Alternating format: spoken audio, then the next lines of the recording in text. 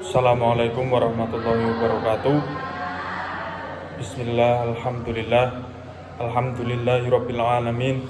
Wa bihi nasta'inu ala umurid dunya waddin. Wassalatu wassalamu ala asyrafil anbiya'i wal mursalin sayyidina wa maulana Muhammadin sallallahu alaihi wasallam. Qalu subhanaka la ilma lana illa ma 'allamtana innaka antal alimul hakim. Amma ba'd. Kepada yang terhormat Bapak Mutamam MED selaku dosen pembimbing dari mata kuliah metodologi penelitian pendidikan kelas G.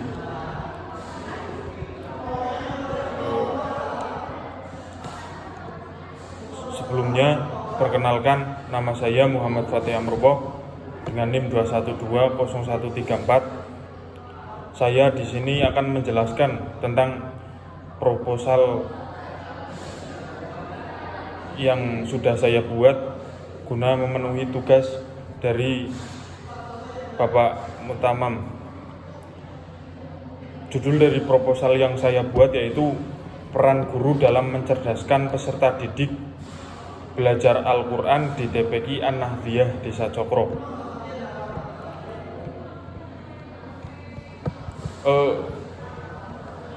Al-Quran adalah firman Allah yang berfungsi sebagai mukjizat atau bukti kebenaran atas kenabian dari Nabi Muhammad SAW yang diturunkan kepada Nabi Muhammad, yang tertulis di dalam mushaf dan yang diriwayatkan dengan jalan mutawatir dan yang membacanya dipandang beribadah. Dengan belajar Al-Quran serta mengamalkannya, kita akan mendapatkan jaminan kehidupan yang bahagia baik di dunia maupun di akhirat.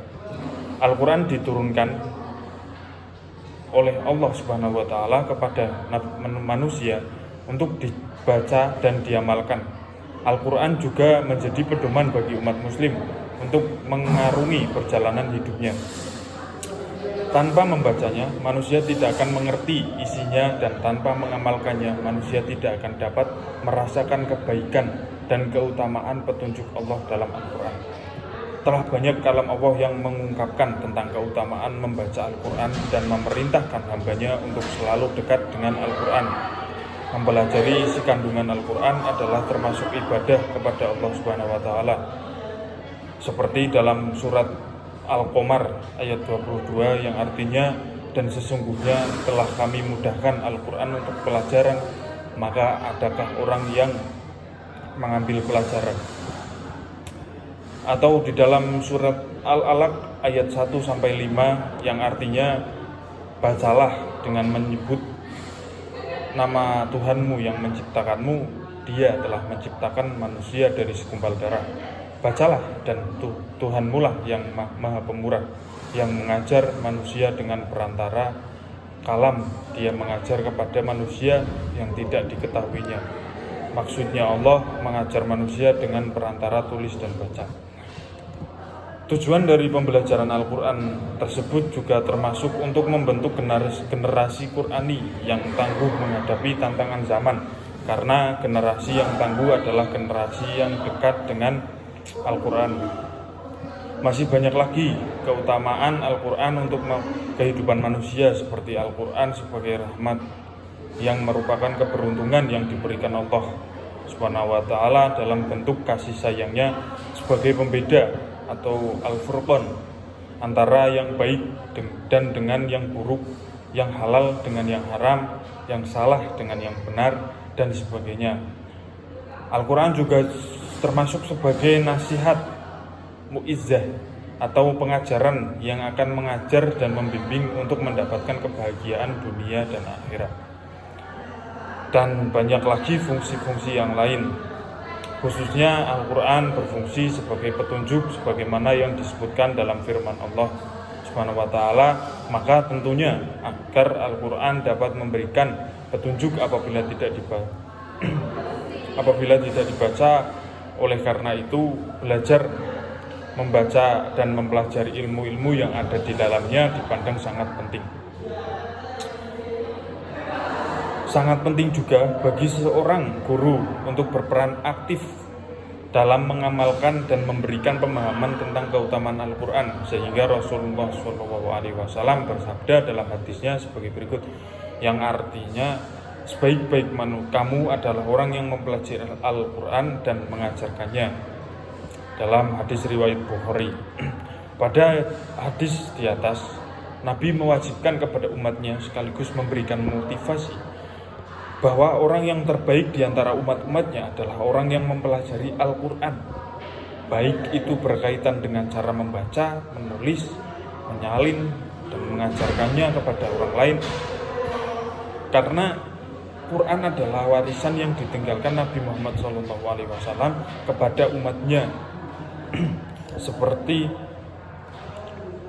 sabdanya dari Nabi Muhammad SAW yang artinya dari Malik, bahwasanya ia menyampaikan bahwa sesungguhnya Rasulullah SAW bersabda, aku telah meninggalkan atau mewariskan kepada kalian dua perkara yang dengan keduanya kalian tidak akan sesat apabila berpegang teguh menjadikan keduanya sebagai pedoman hidup. Pada keduanya yaitu kitab Allah Al-Quran dan sunnah hadis Nabi. Hadis riwayat Ibnu Anas. Dalam hadis tersebut, Nabi Muhammad telah memberikan jaminan kepada manusia yang tunduk di bawah ajaran agama Islam bahwa umat manusia tidak akan pernah sesat selama mereka menjadikan Al-Quran dan hadis sebagai pedoman dan pegangan hidup mereka. Dari mengetahui keutamaan ayat Al-Quran dan hadis Rasul yang berkaitan dengan fadilah isinya dan mempelajarinya akan menambah sangat semangat bagi guru dan siswa, khususnya di TPQ An-Nahdiyah Desa Cokro, untuk selalu mempelajarinya dengan cara meningkatkan perannya dalam belajar membaca Al-Quran, seperti mempelajari hukum tajwid, karena ilmu tajwid atau tahsin adalah salah satu cara mudah dalam belajar membaca Al-Quran dengan baik dan benar, atau bisa dikatakan ilmu dasar dari Al-Quran.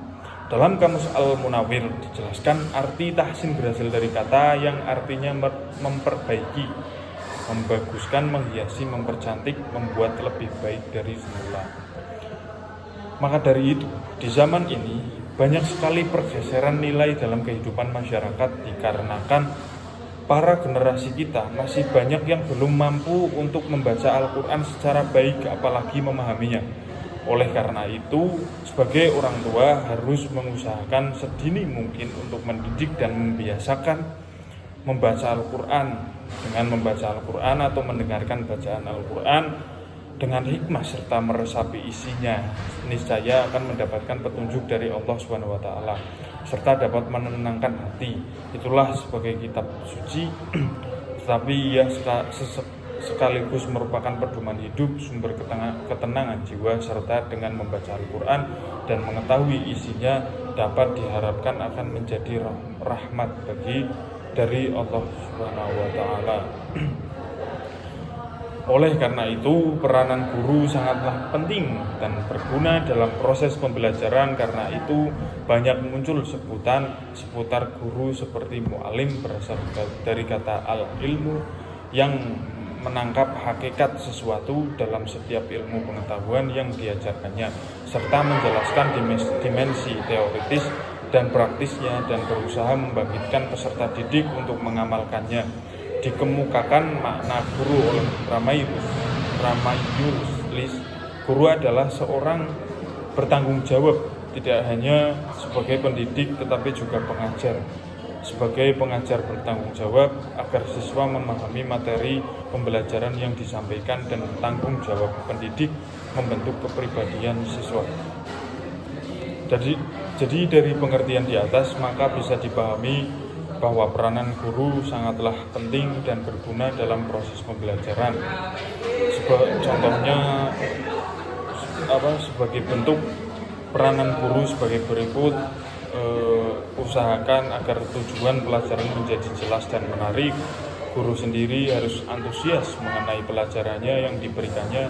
Ciptakan suasana yang menyenangkan. Usahakan agar anak-anak turut serta dalam pelajaran. Anak-anak ingin aktif memberikan pujian dan hadiah atas kemajuan anak. Pekerjaan dan tugas harus sesuai dengan kematangan dan kesanggupan anak, menunjukkan hasil belajar kepada siswa, menghargai pekerjaan siswa. Nah, maka dari itu dalam proses pendidikan peran atau usaha guru sangatlah penting demi kelangsungan proses belajar mengajar yang baik. Dalam pengertian peran atau usaha mempunyai arti yang sama, yaitu ikhtiar untuk mencapai sesuatu yang hendak dicapai, sedangkan pengertian guru itu sendiri adalah pendidik profesional karena ia telah merelakan dirinya untuk menerima dan memikul sebagian tanggung jawab pendidikan yang sebenarnya menjadi tanggung jawab orang tua. Nah, maka dari itu belajar Al-Quran bagi seorang muslim adalah wajib. Maka sangat penting peranan guru dalam mencerdaskan peserta didik untuk belajar Al-Quran. Oleh karena itu saya sendiri sebagai seorang yang penyusun proposal penelitian, memberikan proposal penelitian ini dengan judul Peran Guru dalam Mencerdaskan Peserta Didik dalam Belajar Al-Quran di TPQ An-Nahdiyah Desa Cokro. Untuk tujuan dari penelitian ini yaitu yang pertama untuk mengetahui peranan guru dalam meningkatkan kemampuan membaca Al-Quran pada murid di TPQ An-Nahdiyah Desa Cokro. Yang kedua yaitu untuk mengetahui faktor pendukung dan penghambat peranan guru dalam meningkatkan kemampuan membaca Al-Quran pada murid di TPQ An-Nahdiyah Desa Cokro. Sedangkan kegunaan penelitian tersebut menurut saya manfaat dari penelitian ini adalah manfaat jika dilihat dari secara manfaat teoritis, yaitu sebagai acuan untuk memperluas pemikiran dan pengalaman penulis dalam bidang pendidikan di masa depannya, khususnya menambah wawasan keilmuan pendidikan Al-Quran. Yang kedua yaitu untuk menambah hasanah ilmu pengetahuan tentang peranan guru dalam meningkatkan kemampuan membaca Al-Quran. Yang ketiga yaitu berguna bagi pengembangan wacana ilmu-ilmu keislaman, terutama dalam bidang ilmu Al-Quran. Dan yang terakhir yaitu dapat memberi masukan bagi penyelenggara lembaga atau sekolah guru-guru pada TPQ An-Nahdiyah Desa Cokro dan pembuat kebijakan dalam penyusunan kurikulum dan pelaksanaan kegiatan Al-Quran. Jika dilihat dari manfaat dari secara praktis, yaitu sebagai syarat menyelesaikan tugas mata kuliah metodologi penelitian pendidikan yang diampu oleh Bapak Mutamam MED. Dan yang kedua yaitu hasil penelitian ini juga digunakan sebagai hasanah ilmu pengetahuan untuk bahan penelitian lebih lanjut, khususnya dispesifikasikan ke dalam Al-Qur'annya, dan tentunya akan memberikan inspirasi dan alternatif untuk mencari cara terbaik dalam proses pembelajaran Al-Qur'an itu sendiri. Hipotesis penelitian ini yang digunakan yaitu hipotesis kerja atau hipotesis alternatif yang menyatakan adanya pengaruh antara variabel independen dan dependent variabel. Hipotesis kerja dalam penelitian ini adalah adanya peranan bimbingan belajar guru di TPQ An-Nahdiyah Desa Cokro dalam mencerdaskan pendidikan Al-Quran. Tujuan pustaka pertama, penelitian yang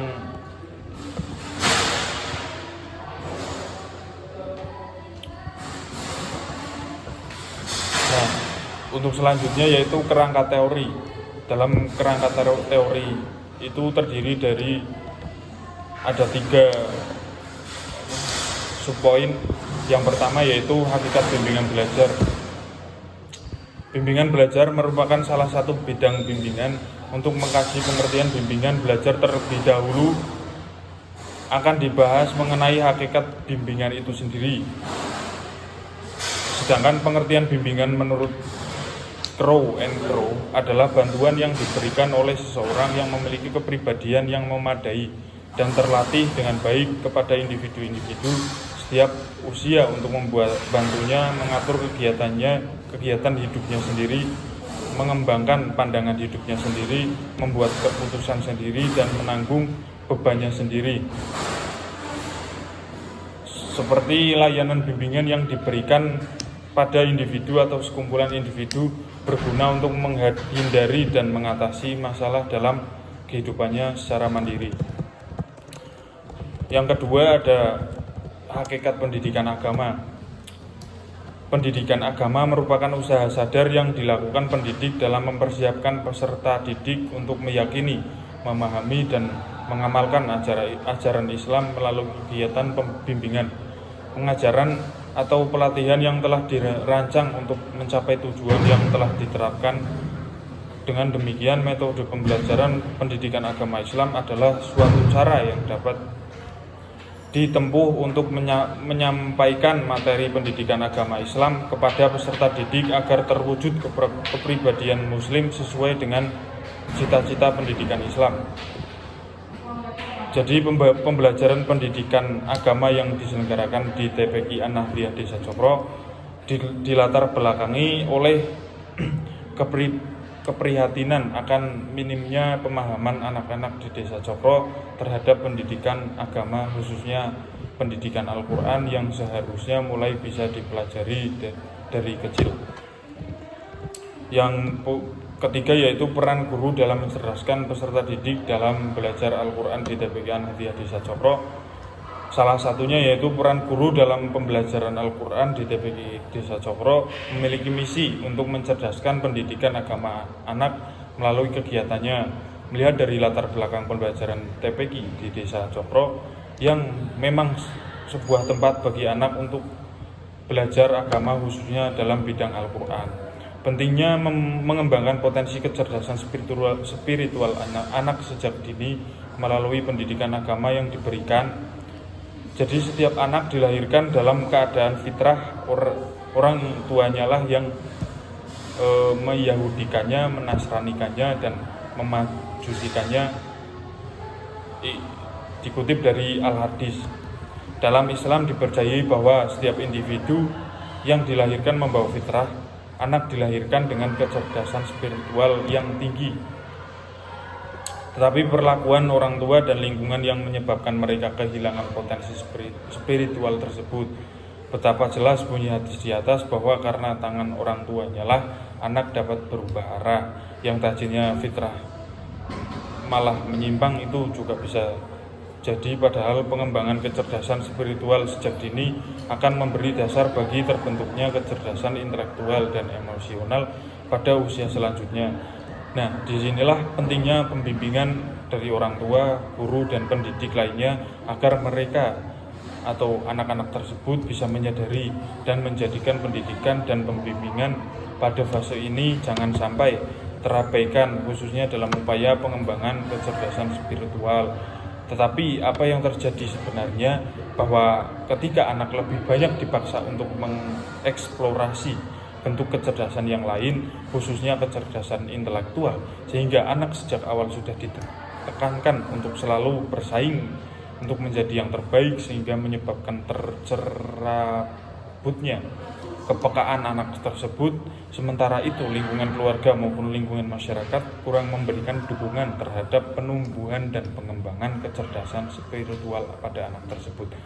Jadi di lingkungan keluarga anak lebih banyak berinteraksi dengan sesuatu yang justru menyebabkan semakin jauhnya kepekaan anak. Bahkan yang lebih parah lagi apabila proses dehumanisasi itu terjadi justru di tengah lingkungan keluarga. Nantinya keluarga sebagai tempat pendidikan yang utama dan pertama malah kering dari aspek pedagogis tersebut. Seperti menurut Jalaluddin Rahmat, berdasarkan penelitian, anak yang memiliki pendidikan agama baik akan ikut baik pula akhlaknya dan sikapnya. Pendidikan agama dapat diberikan sejak dini karena menanamkan pendidikan agama bagi generasi muda merupakan investasi paling mahal yang harus diberikan sejak dini. Karena agama merupakan fondasi yang sangat fundamental yang harus dimiliki oleh setiap anak. Dan dengan agama, anak-anak akan lebih mengetahui arti pentingnya spiritualitas bagi masa depannya. Ya, itu saja mungkin dari aspek poin-poin tadi. Yang kedua yaitu yang selanjutnya yaitu ada metode penelitian, yaitu meliputi pendekatan atau jenis penelitian. Jika ditinjau dari jenis datanya, pendekatan penelitian yang digunakan dalam penelitian ini adalah pendekatan kualitatif. Adapun yang dimaksud dengan penelitian kualitatif yaitu penelitian kualitatif adalah penelitian yang bersifat deskriptif atau cenderung pada penggunaan analisis.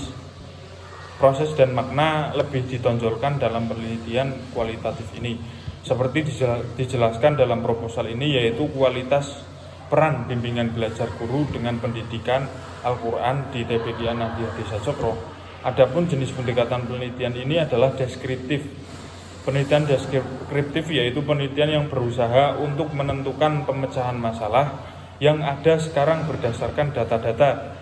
Jenis penelitian deskriptif kualitatif yang digunakan pada penelitian ini dimaksudkan untuk memperoleh informasi mengenai peran bimbingan belajar guru dalam mencerdaskan pendidikan Al-Quran. Selain itu juga dengan pendekatan kualitatif diharapkan dapat diungkapkan situasi dan permasalahan yang dihadapi bimbingan belajar guru terhadap kecerdasan pendidikan Al-Quran. Yang selanjutnya yaitu ada populasi dan sampel penelitian. Jadi populasi adalah keseluruhan objek yang diteliti, baik berupa orang, benda, kejadian, nilai maupun hal-hal yang terjadi.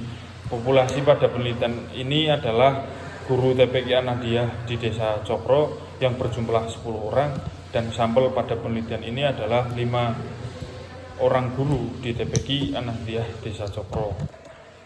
Yang selanjutnya ada teknik pengumpulan data. Nah, teknik pengumpulan data pada penelitian ini yaitu menggunakan metode observasi. Metode observasi merupakan metode atau cara-cara menganalisis yang dengan mengadakan pencatatan secara sistematis mengenai tingkah laku dengan melihat atau mengamati individu atau kelompok secara langsung. Yang kedua yaitu metode wawancara. Metode wawancara adalah suatu cara untuk mengumpulkan data dengan menanyakan langsung kepada seorang informan atau seorang otoritas atau yang disebut seorang ahli atau yang berwenang dalam suatu masalah tersebut. Yang ketiga atau yang terakhir yaitu menggunakan metode angket. Adapun angket yang akan digunakan dalam penelitian ini adalah angket tertutup. Dalam angket tertutup, pertanyaan yang mengharapkan jawaban singkat atau mengharapkan responden untuk memilih salah satu alternatif jawaban dari setiap pertanyaan yang telah tersedia. Kemudian ada teknik analisis data. Jadi metode analisis yang digunakan dalam proposal ini adalah analisis deskriptif kualitatif, di mana peneliti selain mengolah dan menyajikan data juga melakukan analisis data kuantitatifnya. Dengan metode analisis inilah peneliti berusaha untuk menggambarkan sekaligus menganalisa secara deskriptif dari hasil penelitian yang telah dilakukan, yaitu mendeskripsikan tentang peran pembimbingan belajar guru di TPQ An-Nahdliyah Desa Cokro dalam mencerdaskan pendidikan Al-Quran.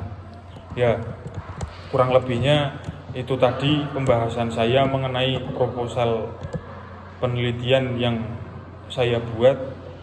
Untuk kurang lebihnya saya mohon maaf, dan apabila penyampaiannya kurang memahamkan, mohon untuk dimaklumi. Baik, itulah yang bisa saya ungkapkan. Wabillahi taufiq wal hidayah. Wassalamualaikum warahmatullahi wabarakatuh.